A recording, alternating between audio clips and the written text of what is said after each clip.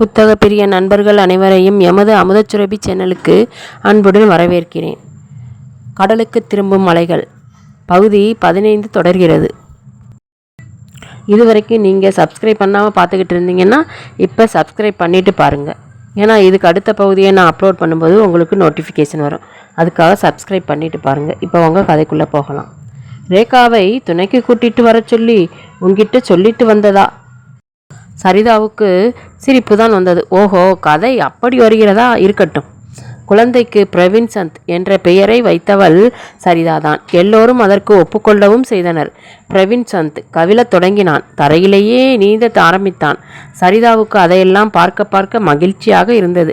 குழந்தையுடன் நேரத்தை செலவிடுவதில் சரிதா கொஞ்சமும் தயங்கவில்லை.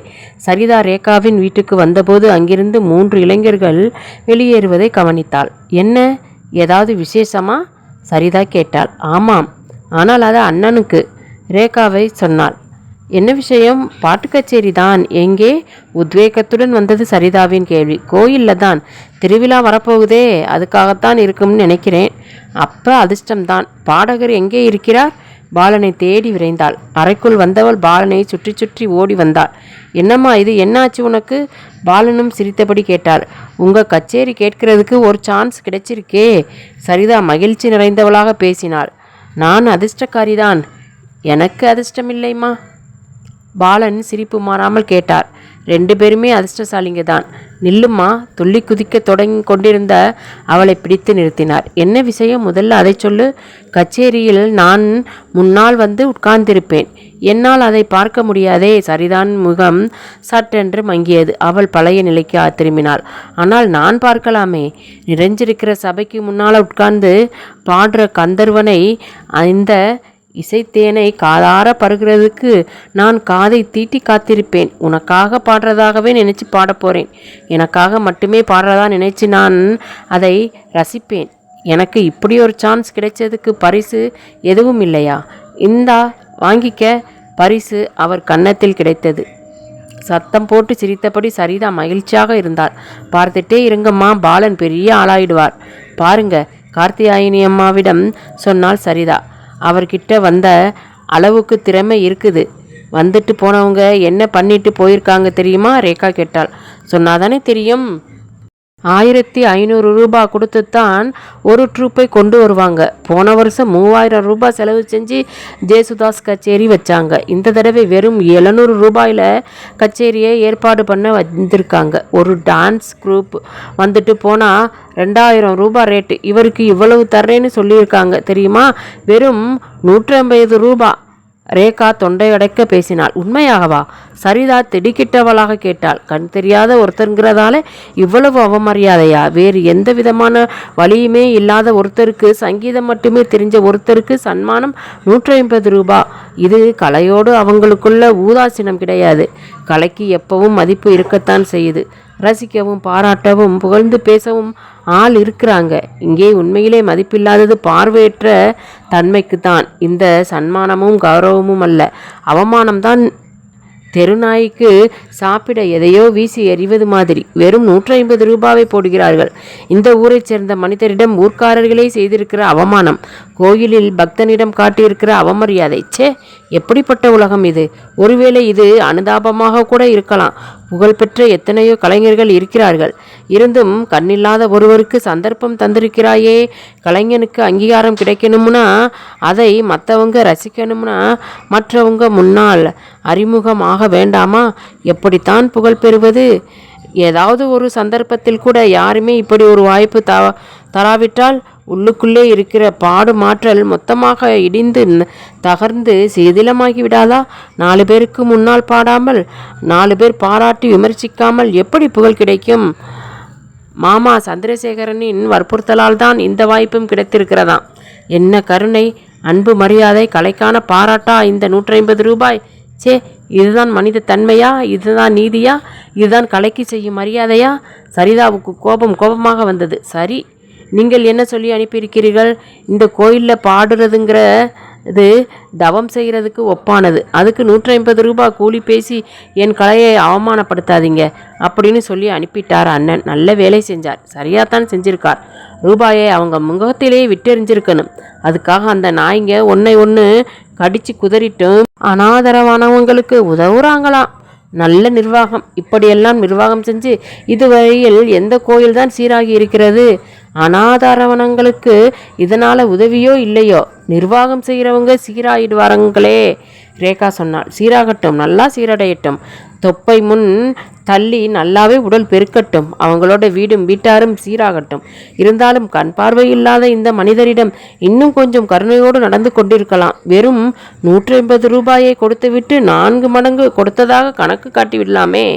காதும் வச்ச மாதிரியே எல்லாத்தையும் நடத்திக்கலாம். பங்கு போட்டுகவும் செய்யலாம். பாலனின் கச்சேரி நடக்கும் அன்றைக்கு குடும்பத்துடன் வந்திருந்தால் சரிதா. பட்டு வண்ண திரை மேற்புறமாக உயர்ந்தபோது தம்புராவை பிடித்தவாறு புன்னகை ததும்பியபடி பாலன் உட்கார்ந்திருந்தார். அவள் இதயம் மகிழ்ச்சியால் நிறைந்து துடித்தது. அந்த மனத்தில் அவர் ஒரு தேவனாகி இருந்தார். கந்தர்வனாக மாறியிருந்தார். அவளுக்காக மட்டுமே கானமிசைக்கும் கந்தர்வன். அந்த பாட்டின் ஸ்வரத்திலும் குரல் இனிமையிலும் அவள் இதயம் மென்மையாகி மேல்நோக்கி உயர்ந்தது. இசையுடன் லயித்து ஒன்றி கலந்தது. கண்ணை பறிக்கும் ஏராளமான விளக்குகளுக்கு மத்தியில் உடல் பளபளக்க உட்கார்ந்திருந்த பாலனை மாதவி அம்மாவும் சரளாவும் ஊன்றி கவனிக்கவே செய்தார்கள். இந்த மனிதனுக்கு 2 கண்களும் இல்லாவிட்டால் என்ன? எவ்வளவு திறமை வாய்ந்த இளைஞன்! இருவரும் மனதுக்குள் சொல்லிக் கொண்டார்கள். பாலன் நல்லா பாடுறாரே சரிதா. மாதவி அம்மா சரிதாவை அருகில் அழைத்து மெதுவான குரலில் கேட்டாள். சரிதாவுக்கு பெருமிதமாக இருந்தது. இவ்வளவு நல்ல இனிமையாய் பாடுவார் தெரியுமா அம்மா? மொத்த ஜனமும் அசையாம அப்படியே உட்கார்ந்து பாட்டு கேட்டதை கவனிக்கலையா? 3 மணி நேரம் 3 நிமிஷமா கரைஞ்சு போகலையா? பாட்டு கேட்டவங்க கைதட்டி பாராட்டினதை கவனிக்கலையா? எத்தனை பேர் நேரிலேயே பாராட்டினாங்க. அசாத்தியமான ஒரு திறமைதாம்மா இது.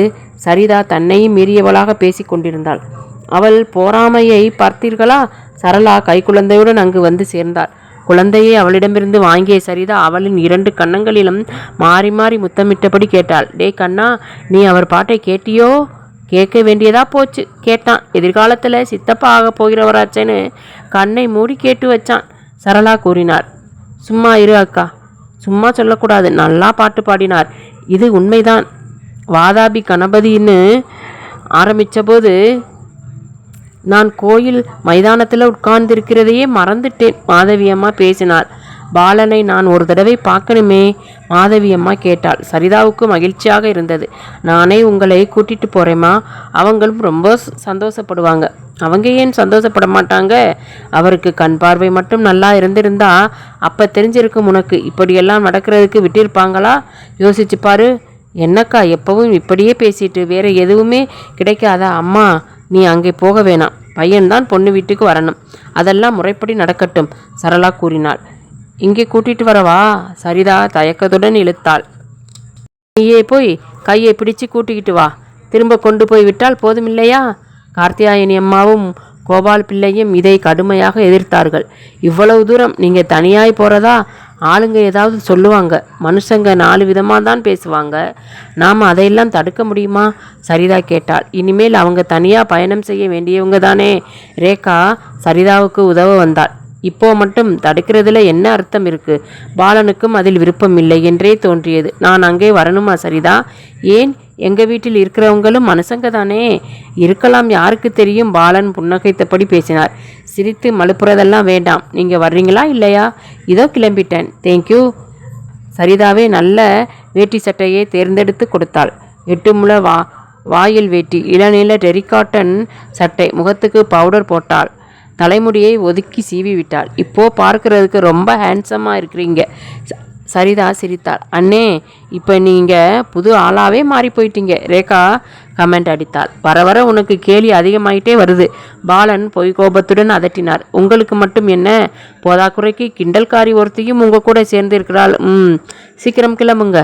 இருவரும் வெளிவாசலை தாண்டி போவதை ரேகா, கார்த்தியாயினி, கோபாலன் பிள்ளை ஆகிய 3வரும் பார்த்து கொண்டு நின்றனர். எவ்வளவு நல்ல பொண்ணு! கார்த்தியாயினி அம்மா சிலாகித்தாள். நம்ம மகனின் அதிர்ஷ்டம், கோபால பிள்ளை கூறினார். அவ ஒரு அப்பாவிம்மா. அண்ணாவுக்கு இல்லாமல் போனால் 2 கண்ணும் அவதான். பாலனும் சரிதாவும் மெதுவாக நடந்து கொண்டிருந்தனர். எதிரே வந்த சினிமோளின் கையில் ஒரு படக்கதை புத்தகம் இருந்தது. பாலமாமா, எங்கே போறீங்க? இந்த அக்காவோட வீட்டுக்கு. நீயும் வர்றியா? அம்மா அடிப்பாங்க. என்கிட்ட படம் போட்ட புஸ்தகம் ஒன்று கிடைக்கே, அதை படிக்கணும். சினிமோள் புஸ்தகத்தை உயர்த்தி காட்டியபடி பேசினாள். சரி, சினிமோளை இன்னொரு நாள் கூட்டிட்டு போகலாம். நான் இப்போவே இதை வாசிக்க போகிறேன். சினிமோள் பிடிவாதம் பிடித்தாள். சரி, அதை நாளைக்கு வந்து படித்து காட்டு. இதை முதல்ல நான் மாமா கிட்டக்கத்தான் படித்து காட்டணும். மாமா தான் வெளியில் வந்துட்டாரே, நான் இங்கிருந்தே படிக்கிறேன். என்னடா இது ஒரு தொல்லை, இதிலிருந்து எப்படி தப்பிப்பது என்று யோசித்தாள் சரிதா. சரி, நீ ஒரு வேலை செய். நீ போய் இந்த மாமாவோட ரூமில் உட்கார்ந்துரு, நான் கொஞ்ச நேரத்தில் வந்துடுறேன். பாலன் சட்டென்று ஒரு யோசனை சொன்னார். சரி மாமா, சீக்கிரமாக வாங்க. சினிமோள் பாலனின் வீட்டை நோக்கி நடந்தாள். பாவம், சின்ன குழந்தை அறைக்குள் உட்கார்ந்து ஏமாந்து போயிடுமே, பாலன் கூறினார். அதுக்கென்ன, நாம் உடனே திரும்பி வந்துட போகிறோமே, சரிதா ஆறுதல் சொன்னாள். தன் மகள் அவளின் எதிர்கால கணவனை கையை பிடித்து அழைத்து வருவதை பார்த்து கொண்டிருந்தாள் மாதவி அம்மா. கேட்டை தாண்டி முற்றத்துக்கு வந்துவிட்டு அவர்களையே பார்த்து கொண்டிருந்தனர் சரளாவும் மாதவி அம்மாவும். வீட்டு வாசலுக்கு முன்புறம் இருந்த படியில் தவறுதலாக கால் வைத்து விழப்போன பாலனை சட்டென்று கைத்தானங்களாக பிடித்த சரிதா அவரை பத்திரமாக வராந்தாவுக்கு கொண்டு வந்தாள். ஐஸ்வர்யம் நிறைஞ்ச முகம். சரளா மனத்துக்குள் நினைத்தாள், கண்ணில்லாதவர் என்று எவர் சொல்ல முடியும்? முகத்தில் அந்த அளவுக்கு மலர்ச்சி இருந்தது. இவருக்கு மட்டும் 2 கண்களும் இருந்திருந்தால் சரிதா எவ்வளவு பெரிய அதிர்ஷ்டசாலியாக இருந்திருப்பாள். மாதவி அம்மாவும் அதையேத்தான் யோசித்து கொண்டிருந்தாள். தன் மகளின் துரதிர்ஷ்டம் என்பதை தவிர வேறு என்ன சொல்ல? எனினும் பாலனை நேரில் பார்த்தபோது அன்பு ஏற்படவே செய்தது. பாலன், வீட்டுக்கு வந்து சேர்ந்துட்டோம், சரிதா சொன்னான். பாலன் எதுவும் பேசவில்லை. இவங்க தான் என் அம்மா, பக்கத்தில் நிற்கிறவங்க என் அக்கா. அப்போதுதான் சரிதா துணுக்குற்றாள். நம் பாட்டுக்கு அறிமுகப்படுத்தி கொண்டே இருக்கிறோம், அவரால் எப்படி இதையெல்லாம் உணர்ந்து கொள்ள முடியும்? பாலன் கைகூப்பியபடி சரிதாவின் குரல் வந்த திசையை பார்த்து கூறினார். வணக்கம்ங்க. அவர் கண்கள் நிறைந்து வழிந்தன. அந்த குரலில் ஏதோ ஒரு இடரல் தெரிந்தது. கூப்பிய கைகளுடன் நின்று கொண்டிருந்த அந்த இளைஞரின் தோற்றம் மாதவி அம்மாவின் தாய்மை உள்ளத்தில் வேதனையை எழுப்ப தவறவில்லை. சரளா அவர்களுக்கு முன்பாக வந்தார். இப்படி உட்கார்ந்து நம்பிக்கை ஏற்படுத்துவதாக இருந்தது. பாலரின் மனதுக்கு ஆறுதலாக இருந்தது. அதுவரை பூட்டியிருந்த சங்கிலியை அவிழ்த்து விட்டது போன்ற ஆறுதல். சரிதாவும் அப்படியே நிம்மதியை உணர்ந்தாள். அவள் பாலனை சோபாவில் உட்கார வைத்தாள். சற்று தொலைவில் இருந்த மற்றொரு சேரில் மாதவியம்மா உட்கார்ந்தாள். உங்க பாட்டை நாங்கள் எல்லோரும் கேட்டோம். மாதவியம்மா பேச்சை தொடங்கினாள். பாலன் புன்னகைத்தார். கீர்த்தனைகள் நல்லா இருந்தது. சங்கீதத்தில் நல்ல ஞானம் இருக்கும் போலிருக்கே. அப்படியெல்லாம் இல்லைம்மா, ஏதோ அப்பப்போ ஒவ்வொன்றா கற்றுக்கிட்டதை மறக்காமல் பிடிச்சு வச்சிருக்கிறேன், அவ்வளவுதான். அந்த பணிவு மாதவி அம்மாவுக்கு மிகவும் பிடித்திருந்தது. சமீபத்தில் இப்படி ஒரு நல்ல சங்கீதத்தை நான் கேட்டதே இல்லை. கச்சேரி முடிஞ்சு போனதே தெரியலை. இல்லைம்மா, சரிதா பேச்சுக்குள் புகுந்தாள்.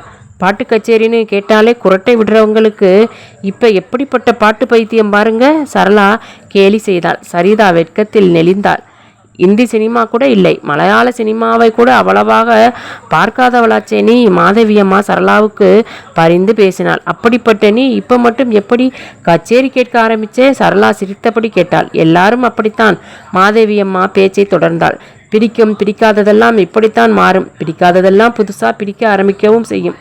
அப்படித்தானே? பாலன் வெறுமனே சிரித்து கொண்டார். பிறகு நிதானமாக எழுந்து நின்று கேட்டார். நான் புறப்படட்டுமா? உட்காருங்க பாலன். சரிதா அவரை பிடித்து உட்கார வைத்தாள். பிறகு வீட்டுக்குள் நுழைந்தாள். உங்களை பார்க்கணும்னு நினைச்சோம். நாம் பார்த்துக்க வேண்டியவங்க இல்லையா? உண்மைதான், எல்லோரும் என்னை பார்க்கலாம், ஆனால் எனக்குத்தான் யாரையும். பாலனின் முகம் வருத்தத்தில் ஆழ்ந்தது. மாதவியம்மாவும் கலங்கினாள். பரவாயில்லையப்பா, கடவுள் என்னவெல்லாமோ நினைக்கிறார், செய்கிறார். நாம் அதையெல்லாம் அனுபவிக்க வேண்டியவங்க. இதுக்கெல்லாம் நாம் கவலையே படக்கூடாது. எனக்கு சந்திரசேகரன் நீங்களும் ஒரே மாதிரி தான், எந்த விதமான வித்தியாசமும் தெரியலை. பாலன் தலை குனிந்தவாறு அமர்ந்திருந்தார். நீங்கள் எதுக்கும் கவலைப்பட வேணாம். சரிதாவின் விருப்பம் எதுவோ அப்படியே நடக்கட்டும்னு தீர்மானிச்சிட்டோம். எங்கள் வீடு தற்சமயம் பூட்டி கிடக்குது. அங்கேயும் ஆள் புழக்கம் இருக்கணும். ஒரு ஆம்பளை துணை இல்லாததால் இவங்களையெல்லாம் இங்கேயே தங்க வச்சிருக்கிறோம், சரளா கூறினாள். என்னை மாதிரி ஒரு ஆம்பளை துணையா? பாலனின் மனம் துடித்தது. இப்படியெல்லாம் நினைக்கக்கூடாது. எல்லாம் விதிப்படி தான் நடக்கும். இவளை படிக்க வைக்க காலேஜுக்கு அனுப்பினோம். என்ன ஆச்சு, உங்களுக்கு தெரியும் இல்லையா? மாதவியம்மா கேட்டாள். தெரியும் அம்மா, அதனால தான் சொல்கிறேன். அப்போது அதுதானே தலையெழுத்து. அவளுக்கு இதுதான் பிடிக்குதுன்னா அப்படியே நடக்கட்டும். நாங்கள் இதை எதிர்க்கவோ தடுக்கவோ முடியாது. போதாக்குறைக்கு அவ ஒரு முரட்டு பிடிவாதக்காரி. மாதவியம்மா சிரித்தாள். பாலனும் சரளாவும் கூட சிரித்தார்கள். என்னை பற்றி கோல் சொல்லி கொடுக்குறியாமா? சரிதா சிரித்தபடி ஒரு ட்ரேயில் காப்பி டம்ளர்கள் மற்றும் பிஸ்கட்டுகளுடன் வந்தாள். அதையெல்லாம் டீப்பாய் மீது வைத்தாள். நான் சொல்லாமலே பாலனுக்கு தெரியாதா? நீ பிடிச்ச முயலுக்கு 3 கால் தான் சாதிக்கிறவள்ங்கிறது. மாதவியம்மா வாய்விட்டு சிரித்தாள். காபி சாப்பிடுங்க, சரளா கூறினாள். நீங்களும் சாப்பிடுங்கம்மா என்றபடி பாலன் பிஸ்கட் ஒன்றை எடுத்து கடித்தார். எல்லோரும் அதையே பார்த்து கொண்டிருந்தனர். நீங்கள் வாழைத்தோப்பு வச்சிருக்கீங்களா? சரளா கேட்டாள். இருக்கு, நீங்கள் வந்தீங்கன்னா வாழைப்பழம் கொண்டு வரலாம், பாலன் சொன்னார். இப்போ இல்லை, இன்னொரு நாள் வர்றேன், சரளா சிரித்தபடி கூறினாள். அப்பா அம்மாவாவது இப்போ வரட்டும். நான் வர்றேன். நாளைக்கு வந்து உங்கள் அப்பாவையும் அம்மாவையும் பார்த்து பேசணும், மாதவி அம்மா கூறினார். காபி சாப்பிட்டு முடிவதற்கு காத்திருந்தது மாதிரி ஓர் அறைக்குள் இருந்து குழந்தை அழும் சத்தம் கேட்டது. சரிதா குழந்தையை எடுத்து வந்தாள். சரளா காபி சாப்பிட்ட டம்ளர் மற்றும் ட்ரேயை எடுத்துக்கொண்டு சமையல் கட்டை நோக்கி நடந்தாள். மாதவி அம்மாவும் அவளை தொடர்ந்தாள். அம்மா எங்கே சரிதா? 2 பேரும் சமையல் கட்டுக்கு போயிருக்காங்க, இப்போ வந்துடுவாங்க. என்ன வேணும்? ஒன்றுமில்லை, சும்மாதான் கேட்டேன். இது அக்காவின் குழந்தை. சரிதா குழந்தையை பாலனின் மடியில் உட்கார வைத்தாள். அவர் அவனை எடுத்து நெஞ்சோடு சேர்த்து பிடித்து கொண்டார். அதுவரை ஏதேதோ குரல் எழுப்பிக் கொண்டிருந்த பிரவீன் சற்று நேரம் மௌனமாக அவர் முகத்தையே வெறித்து பார்க்க தொடங்கினான். சரிதா, என்ன பாலன், உனக்கும் இப்படி ஒரு குழந்தை வேண்டாமா? பாலன் ரகசிய குரலில் கேட்டார். என்ன இது? கொஞ்சம் கூட வெட்கமே இல்லாமல் வெட்கச் சிரிப்புடன் கேட்டாள் சரிதா. நான் எதுக்கு வெட்கப்படணும்? இவனுக்கு நான் தான் பேர் வச்சேன், பிரவீன் சந்த். நல்ல பேரா? சரிதா பேச்சை திசை திருப்பினாள். உண்மையிலேயே நல்ல பேர் தான். கிண்டல் பண்ணுறீங்களா? சரிதாவின் குரலில் சீற்றம் தெரிந்தது. பிரவீன் சந்த். பாலன் ஒரு தடவை அந்த பெயரை உச்சரித்து விட்டு தொடர்ந்தார். உன் சித்தி சரியான முன்கோபக்காரி என்றபடி அவன் கன்னத்தில் முத்தமிட்டார். பிரவீன், நீ என் பாட்டை கேட்டிருக்காயா? பாலன் குழந்தையிடம் கேட்டார். கேட்காம 3 மணி நேரமும் குரட்டை விட்டபடி உங்கள் பாட்டை கேட்டானேனல்லா. சரிதா பேசி முடிப்பதற்குள் அங்கு ஒரு குரல் ஒலித்தது. சரளா! இடிமுழக்கம் போல் இருந்தது அந்த குரல். சந்திரசேகரன். அவன் முகம் கோபத்தால் சிவந்திருந்தது. கண்கள் பளபளவென்று ஜொலித்தன. என்னங்க? சரளா பரபரப்புடன் வெளியே வந்தாள். குழந்தையை முதல்ல கையில் எடு. மிகவும் கடுமையான கட்டளையாக ஒலித்தது. அது சரளா தயங்கினாள். எடுன்னா எடு. சரளா சற்றென்று பாலனின் கையில் இருந்த குழந்தையை வாங்கி கொண்டாள். பாலன் இருக்கையிலிருந்து எழுந்தார். சரிதாவின் முகம் வெளிரியது. கண் தெரியாத அந்த ஆள்கிட்ட குழந்தையை கொடுத்துட்டு நீ என்ன பண்ணிட்டு இருந்தே? இப்படியெல்லாம் பேசாதீங்க. சரளாவின் குரல் பலவீனமாக ஒலித்தது. யாரும் எதுவும் பேச வேண்டாம், முதல்ல உள்ளே போ. சீற்றமாக ஒலித்தது சந்திரசேகரனின் குரல். சரளா பயந்து பின்வாங்கினாள்.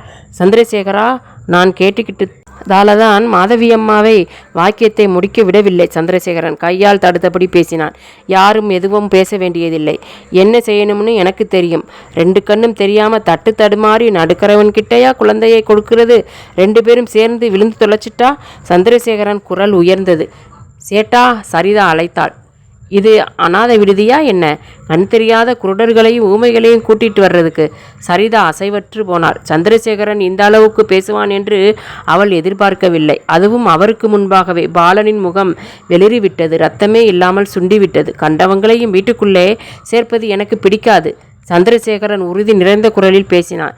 சரிதா விட்டுத்தராமல் பேசினாள். எனக்கு பிடிச்சிருக்குது. நான் தான் இவரை கூட்டிக்கிட்டு வந்திருக்கிறேன். எனக்கு பிடிக்கலன்னு சொல்லிட்டேன். இது என்னோட வீடு. சீக்கிரமாக வெளியே அனுப்பு. இது இன்னொரு தடவை நடக்கக்கூடாது. சந்திரசேகரன் கோபத்தில் கத்தினான். இந்த வீட்டில் தானே கூடாது? கோபம் மாறாதவளாக சரிதா கேட்டாள். ஆமாம் ஆமாம், உண்மைதான். இது எங்கள் வீடு இல்லை. சரிதா முன்புறமாக நகர்ந்து சந்திரசேகரனை நெருங்கினாள். ஆனால் எனக்குன்னு ஒரு வீடு இருக்குது, என்னோட வீடு. அங்கே யாரும் என்னை தடுக்க முடியாது. அந்த வீட்டில் என் பாலனை யாரும் தடுக்க முடியாது. என்னை நுழைய விட மாட்டேன்னு சொல்றியா? சந்திரசேகரன் எகத்தாளமாக கேட்டான். அந்த வீட்டுக்கு நீங்கள் வரலாம், ஆனால் சரிதா பேச்சை நிறுத்திவிட்டு சொல்ல வந்ததை சொல்லாமல் கடுமையாக சந்திரசேகரனை பார்த்தாள். அவன் குன்றி போனான். என்னோட வீட்டுக்கு யாரும் வரக்கூடாதுன்னு சொல்கிற அளவுக்கு நான் அகம்பாகவும் பிடிச்சு திரியலை. வீட்டுக்கு வந்தவர் யாராக இருந்தாலும், ஏன் ஒரு குஷ்டரோகியாக இருந்தால் கூட அவர்கிட்ட இந்த மாதிரி நீசத்தனமாக நடந்துக்க மாட்டேன். அதுவும் அவங்க கண் முன்னாலேயே. அது என் பழக்கம் கிடையாது. சரிதா பொறிந்து தள்ளினாள். இப்போ தெரிஞ்சுக்கங்க, என் பழக்கம் இதுதான். சொல்லாமலேயே புரிஞ்சிடுச்சு. ஆனால் ஒரு விஷயத்தை ஞாபகம் வச்சுக்கோங்க. எங்களுக்கும் வீடு இருக்குது. நாங்கள் சாப்பாட்டுக்கு இல்லாமல் ஒன்றும் கஷ்டப்படலை. எங்களுக்கு யாரும் இரவலா சலுகை காட்ட வேண்டியதில்லை. இத்தனை நாள் செய்த உபகாரத்துக்கு நன்றி. சரிதா ஆத்திரத்தில் அதிர்ந்தார். அவள் உடம்பு நடுங்கிக் கொண்டிருந்தது. கோபத்தில் முகம் கோவைப்பழமாக சிவந்திருந்தது. சரிதா, கொஞ்சம் பேசாம இரேன். மாதவி அம்மா நடுவில் புகுந்தாள். சரிதாவின் முகபாவம் சட்டென்று மாறியது. நீங்களும் இதையெல்லாம் பார்த்தீங்க இல்லையா? பாலனை இந்த அளவுக்கு அவமானப்படுத்தி இருக்கணுமா? வேணும்னே என்னை பழிவாங்கினது தானே இது. நாம் மேற்கொண்டு ஒரு நிமிஷம் கூட இங்கே இருக்கக்கூடாது. சரிதா திரும்பி பார்த்தாள். வராந்தாவில் பாலன் இல்லை. துடிதுடித்த இதயத்துடன் தெருப்பக்கம் விரைந்தாள். தெருவிலும் காணவில்லை. பாலன் போய்விட்டாரா? எப்படி போயிருக்க முடியும்? இருட்டும் சமயம். பரபரப்புடன் கேட்டை தாண்டி ரேகாவின் வீட்டை நோக்கி செல்லும் பாதையில் ஓடினாள். சற்று தொலைவில் சரிதா பாலனை பார்த்தாள். மாலையின் மங்கிய வெளிச்சத்தில் சாலையோரமாக தட்டு தடுமாறியபடி மெதுவாக ஒவ்வொரு எட்டாக எடுத்து வைத்து நடந்து கொண்டிருந்தார் பாலன். பாலன் முன்புறமாக விரைந்து அவரை கட்டிப்பிடித்தபடி கதறி எழத் தொடங்கினாள் சரிதா. அவள் தொண்டையிலிருந்து விம்மல்கள் எழுந்தன. மறுநாளே சரிதாவும் மாதவியம்மாவும் அங்கிருந்து கிளம்பினார்கள். சரளாவும் மாதவியம்மாவும் எவ்வளவோ எடுத்துச் சொல்லியும் சரிதா எதற்கும் மசியவில்லை. அவள்தான் பிடிவாதத்தில் உறுதியாக இருந்தாள். சந்திரசேகரன் சரளா தம்பதியிடம் சண்டை போட முடியுமா? அல்லது சரிதாவை தான் விட்டுவிட முடியுமா? மாதவியம்மா தர்ம சங்கடத்தில் தவித்தாள். அப்ப நான் தனியாக அங்கே போய் தங்கிக்கிறேன். சரிதா பிடிவாதமாக பேசினாள். கடைசியாக மாதவியம்மா பணிந்து போக வேண்டியதாயிற்று. சரளா கண்ணீருடன் விடை கொடுத்து அனுப்பினாள். மாமாவின் தங்கச்சியும் தங்கச்சி புருஷனும் வரப்போறதா லெட்டர் போட்டிருந்தாங்களே, அவங்க நம்மளை பார்க்கக்கூடாதுன்னு ஒருவேளை நம்மளை வெளியேற்றினாரோ என்னவோ. அவர் ஒன்றும் நம்மளை வீட்டை விட்டு வெளியேறச் சொல்லலையே. அப்படி நேரடியாக வெளியே போகச் சொன்னாலும் இப்படி மனசு வருத்தப்பட்டிருக்காது. என்னை அவமானப்படுத்தினதாகத்தான் எனக்கு தோணுது. மேற்கொண்டு அங்கேயே தங்கியிருந்தா என் தன்மானத்தையும் அடகு வைக்க வேண்டியதிருக்கும். அவன் உன்கிட்ட நடந்துக்கிட்டதும் நீ அவன்கிட்ட திரும்பி பேசினதும் எனக்கு சுத்தமாக பிடிக்கலை. ஆனால் நான் சொன்னால் யார் கேட்க போகிறாங்க? என்னைத்தான் யாரும் மதிக்கலையே. மாதவியம்மா புகார் சொன்னாள். நம்மளை அவராத்தானே கூட்டிகிட்டு வந்தார். அப்புறம் அவராகவே இந்த அளவுக்கு அவமானப்படுத்தி இருக்க வேண்டாமே அம்மா. மாதவி அம்மா எதுவும் பேசவில்லை. இப்போவும் உன் மனசு அங்கேதாம்மா இருக்கு. உன்னிஷ்டம் என்னவோ அப்படியே செய். மாதவி அம்மா எழுந்து வீட்டுக்குள் போனாள். மறுபடியும் அந்த வீட்டிலிருந்து தையல் மிஷினின் சத்தம் உயரத் தொடங்கியது. தூசி படிந்து ஒட்டடை நிறைந்து கிடந்த வீட்டை பெருக்கி சுத்தப்படுத்திவிட்டு மறுபடி குடித்தனம் தொடங்கினார்கள். அதற்குள் புது தையல்காரர்களிடம் பழக்கம் ஏற்படுத்தி கொண்டதால் பழையபடி தையல் வேலைகள் கிடைக்கவில்லை. மாதவி அம்மா வந்ததை தெரிந்து கொண்ட பிறகு வாடிக்கையாளர்கள் படிப்படியாக வரலாம். சரிதா ஒரு விஷயத்தை பற்றி விசாரிக்க தவறவில்லை. அதாவது ஜேம்ஸ் ஜார்ஜை பற்றி. அவன் ஊரில் இல்லை, எங்கேயோ போய்விட்டானாம். மும்பையில் இருப்பதாக யாரோ சிலர் சொன்னார்கள். ஒரு சிலர் திருவனந்தபுரம் என்றும் மற்றும் சிலர் சென்னையில் இருப்பதாகவும் சொன்னார்கள். சென்னையில் சினிமா துறையில் ஈடுபட்டிருப்பதாகவும் பேசிக்கொண்டார்கள். எப்படி இருந்தாலும் அவன் ஊருக்குள் இல்லை என்பது உறுதியானது. தாமஸ் ஜார்ஜும் தேடாத இடம் இல்லையாம். ஊரில் பேசிக்கொண்டே வதந்திகள்தான். இவை கேட்டபோது சரிதாவின் மனம் வருத்தப்படத்தான் செய்தது. இங்கிருந்து ஜேம்ஸ் ஓடிப்போக காரணமில்லை. ஒரு கணம் நினைத்து பார்த்தாள். உப்பை தின்றவன் தண்ணீர் குடித்துதானே ஆக வேண்டும். நகரில் இருந்த டைப்ரைட்டிங் இன்ஸ்டிடியூட்டில் சேர்ந்தாள் சரிதா. தடைப்பட்டதை முழுமையாக்க லோயர் பாஸாக்கி ஹையர் நெருங்கி கொண்டிருந்தது. அன்றுதான் அவளுக்கு ஹமீது அறிமுகமானான். அவன் டைப் செய்த பாரத்தை எதேச்சையாக கவனிக்க நேர்ந்தது. அதை பற்றி விசாரித்த போதுதான் விவரம் தெரிய வந்தது. உடல் ஊனமுற்ற கலைஞர்களுக்கு உதவித்தொகை வழங்குகிறார்கள். இந்த மாதிரி கலைஞர்களின் கலை வளர்ச்சிக்காக மானியமும் வழங்குகிறார்களாம். ஹமீதின் சொந்தக்காரருக்காக விண்ணப்பத்தை பூர்த்தி செய்ததால் இவ்வளவும் தெரிந்து கொள்ள முடிந்தது. சற்றும் தாமதியாமல் சரிதாவும் உதவி பணம் மற்றும் மானியத்துக்காக 2 விண்ணப்பங்களை பூர்த்தி செய்தாள். ஹமீதிடம் உண்மை நிலையை விளக்கி பாலனை பற்றியும் விவரமாக தெரிவித்தாள். என் அக்கா புருஷன் பத்திரிகையில் வேலை செய்கிறாரு. மிஸ்டர் பாலனை ஒரு கட்டுரை எழுத சொல்லலாமா? ஹமீது கேட்டான். அப்படி செஞ்சீங்கன்னா ரொம்ப நல்லது என்றவள் கோயில் திருவிழாவில் எடுத்த பாலனின் புகைப்படங்கள் சிலவற்றை பத்திரப்படுத்தியிருந்ததிலிருந்து எடுத்து கொடுத்தாள். அந்த புகைப்படங்களை ஒவ்வொன்றாக பார்த்தவன் கூறினான், எவ்வளவு அழகாக இருக்கிறார் இந்த மனுஷன். கண் பார்வை இல்லாதது மட்டும்தான் ஒரே ஒரு துரதிர்ஷ்டம். உண்மைதான் ஹமீது. 2 வாரத்துக்கு பிறகு கைரளி தினசரி பத்திரிகையில் கட்டுரை வெளியாக இருந்தது. பாலனின் போட்டாவும் இடம்பெற்றிருந்தது. ஹமீதின் அக்கா புருஷன் சுலைமான் கட்டுரையை எழுதியிருந்தார். இந்த கண்களுக்கு வெளிச்சம் கொடுங்கள் என்பது கட்டுரையின் தலைப்பு. பாலனது இசைத்திறமை, குடும்ப சூழல் போன்ற எல்லாவற்றையும் கட்டுரையில் விவரித்திருந்தார். இயல்பாகவே மனிதர்கள் கண் பார்வையற்றவர்களிடம் மனிதாபிமானத்துடன் நடந்து கொள்வதில்லை என்றும் கட்டுரையில் அவர் குறிப்பிட தவறவில்லை.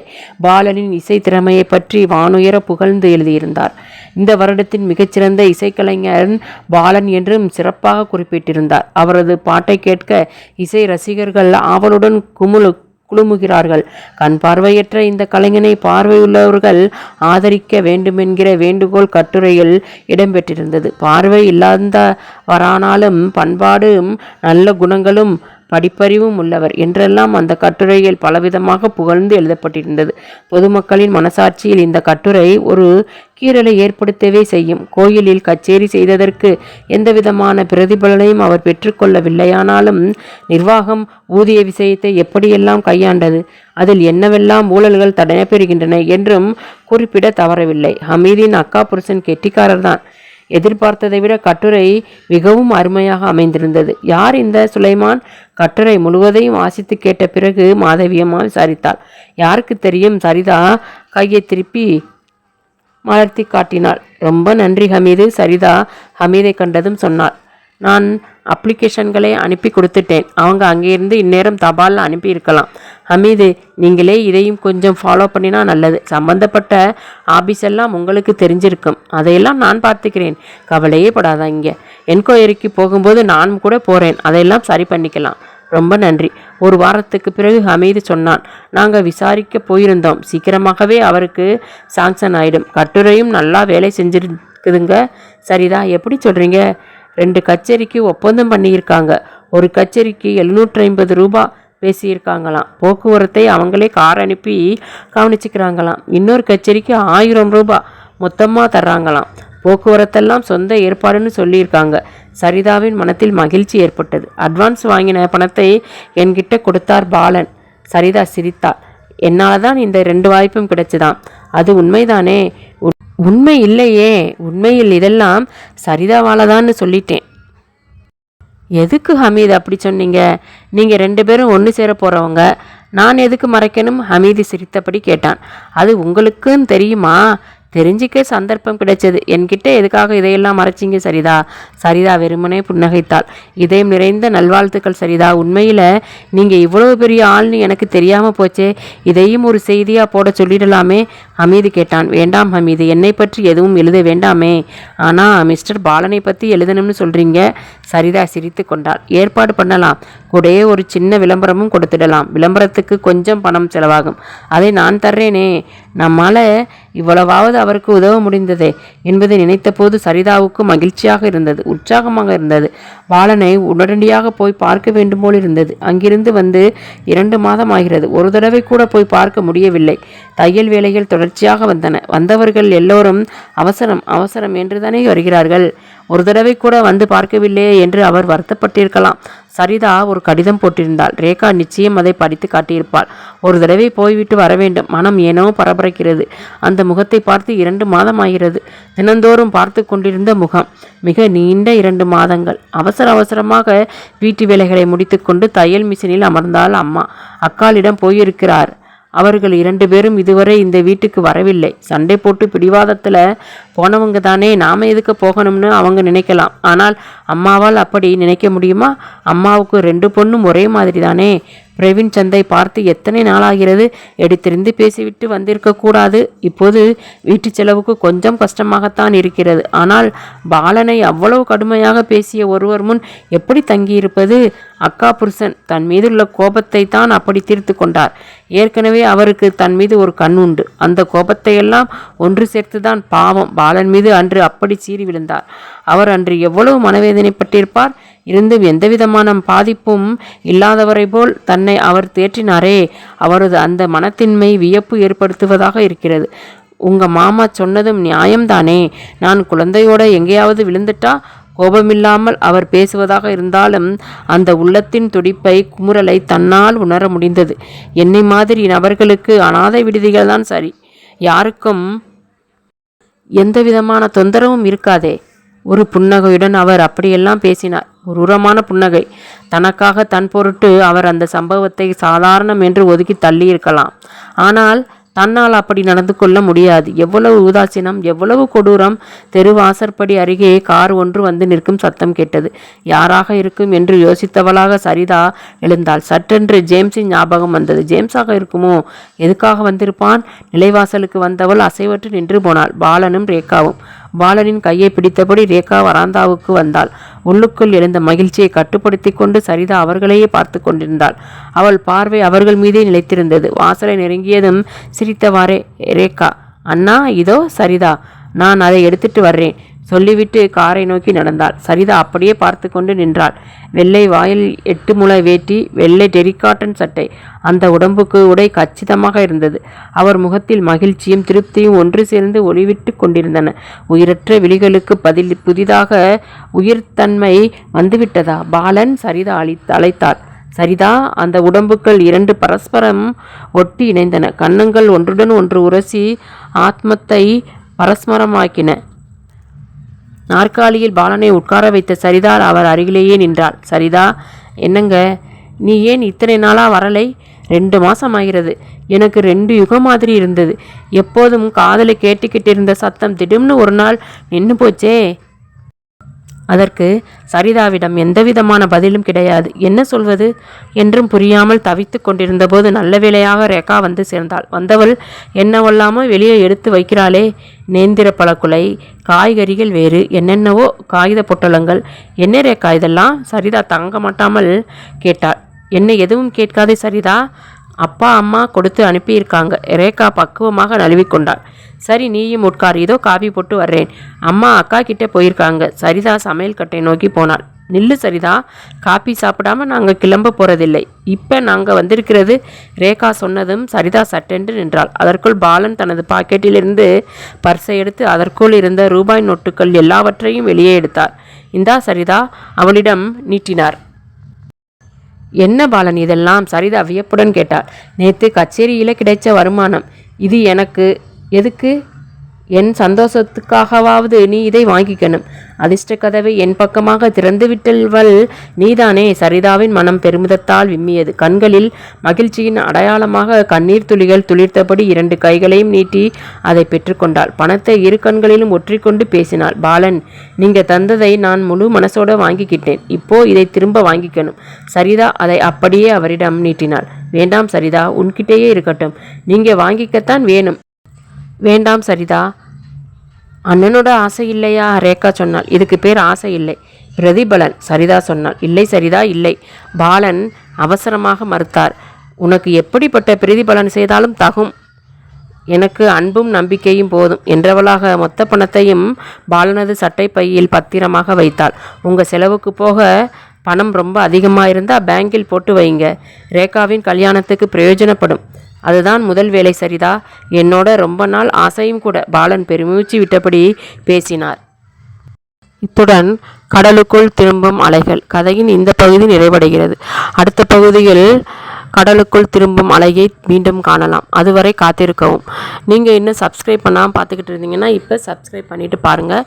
ஏன்னா இதுக்கு அடுத்த பகுதியை நான் அப்லோட் பண்ணும்போது உங்களுக்கு நோட்டிஃபிகேஷன் வரும். அதுக்கடுத்து பார்த்தீங்கன்னா நீங்கள் ஸ்கிப் பண்ணாமல் பாருங்கள். ஏன்னா அப்போ தான் கதையோட சுவாரஸ்யம் கெட்டு போகாமல் உங்களுக்கு புரியும். சரிங்களா? அடுத்த பகுதியில் மீண்டும் சந்திப்போம்.